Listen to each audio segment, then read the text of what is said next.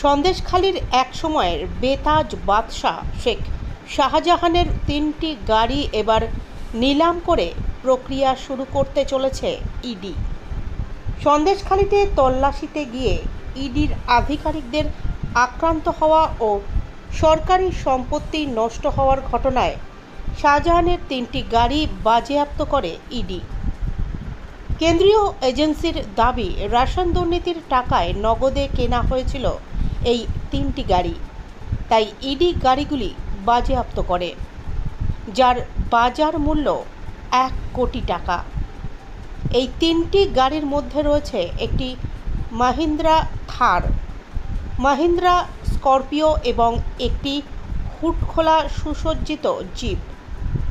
এই গাড়ি ৩টি রাখা হয়েছে বর্তমানে সল্টলেকের সিজিও কমপ্লেক্সের ভেতরে। গাড়িগুলি নিলাম করার আবেদন জানিয়ে কেন্দ্রীয় এজেন্সির পক্ষ থেকে এডিট বিশেষ আদালতে আবেদন করা হয়েছে।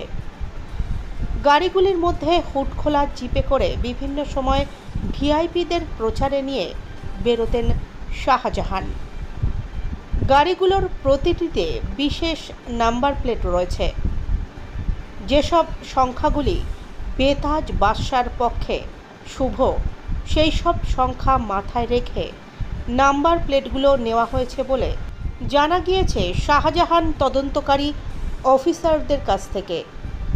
নিয়ম অনুযায়ী বাজেয়াপ্ত করা কোনো সামগ্রী যদি পড়ে থেকে নষ্ট হয় বা বাজেয়াপ্ত করা কোনো জিনিসের মূল্য যদি ধীরে ধীরে কমতে থাকে, তাহলে সেটা বিক্রি করে নিলামে পাওয়া টাকা ফিক্সড ডিপোজিট করে রাখা যায়। শেখ শাহজাহান বর্তমানে অভিযুক্ত হিসেবে জেলবন্দি। তার সেই টাকা ব্যবহার করা হবে উন্নয়নমূলক কাজে।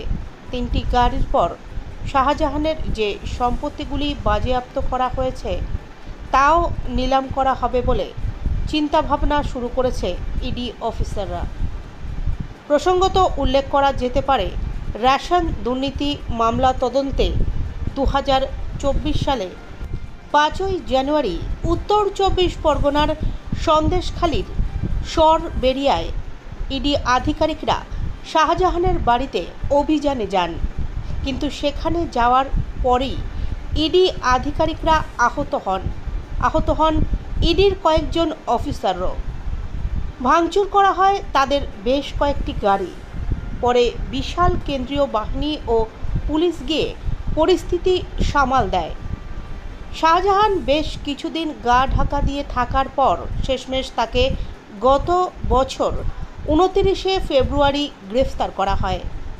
তার কিছুদিন পর সরবেরিয়া মার্কেটের পাশে একটি গ্যারেজ থেকে শাহজাহানের ৩টি দামি গাড়ি বাজেয়াপ্ত করে ইডি। এখন সেই গাড়িগুলি ধুলোয় ঢেকে রয়েছে সল্টলেকের সিজিও কমপ্লেক্সের কম্পাউন্ডে।